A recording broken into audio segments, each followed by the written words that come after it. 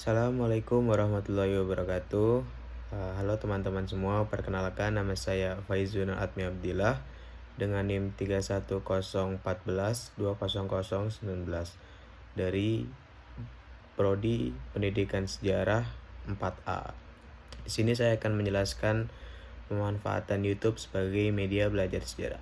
Seperti yang kita tahu, saat ini perkembangan teknologi sangat cepat dan pesat, di mana produk dari teknologi itu sendiri banyak menghasilkan sebuah inovasi baru yang dapat digunakan dalam dunia pendidikan. Salah satunya adalah pemanfaatan YouTube yang dapat digunakan sebagai media belajar sejarah. Seperti yang kita tahu, pelajaran sejarah itu sangat kompleks dengan begitu banyak materi yang sangat luas, sehingga perlu adanya bantuan dari teknologi yang bisa diadaptasikan dengan materi sejarah itu sendiri.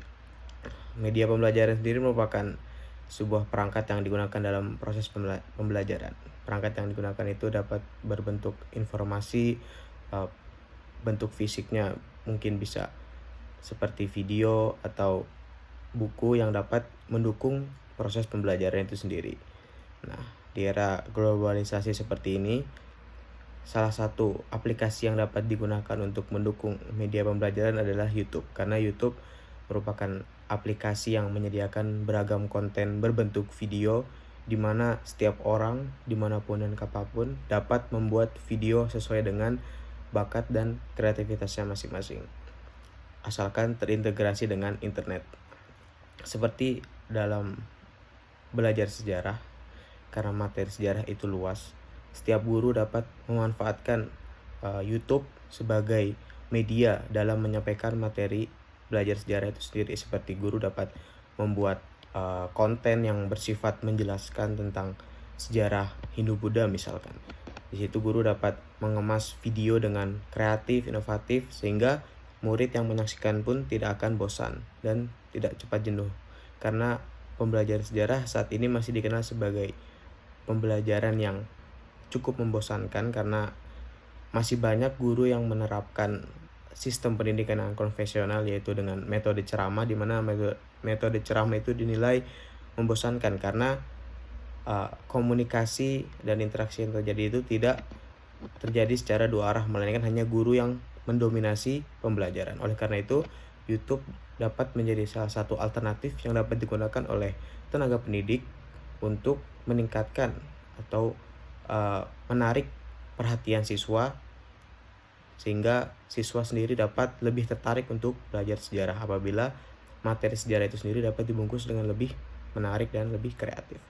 Nah, karena saat ini generasi milenial, seperti anak-anak yang sudah mulai beranjak dewasa seperti umur 15 tahun sampai dengan 20 tahun itu sudah mulai banyak memegang handphone. Oleh karena itu, di handphone itu dapat dijadikan sebagai sebuah alat untuk memfasilitasi diri kita sendiri. Nah, oleh karena itu perlunya adanya sebuah sistem yang mengintegrasikan YouTube, sehingga YouTube dapat dimanfaatkan tidak hanya untuk menikmati berbagai konten hiburan, tetapi juga dapat dipakai untuk menyampaikan materi pelajaran.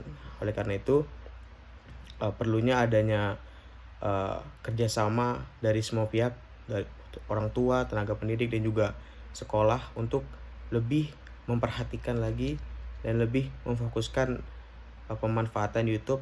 Tetapi dalam pemanfaatannya itu juga harus tetap diawasi, karena YouTube selain bermanfaat dan juga mempunyai banyak potensi untuk dunia pendidikan, juga mempunyai beragam dampak negatif. Salah satunya seperti ketika kita menonton YouTube itu fokus kita dapat dengan mudah teralihkan apabila di samping dari video yang kita tonton itu terdapat konten-konten lain yang lebih menarik yang tidak berkaitan dengan media pembelajaran.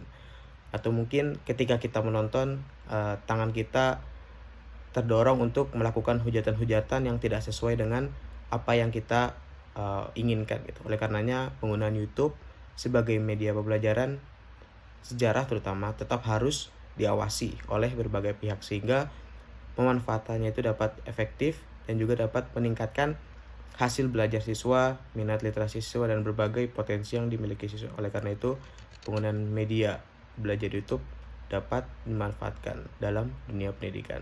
Mungkin cukup sekian penjelasan dari saya, kurang lebihnya mohon maaf. Saya pamit undur diri. Wassalamualaikum warahmatullahi wabarakatuh.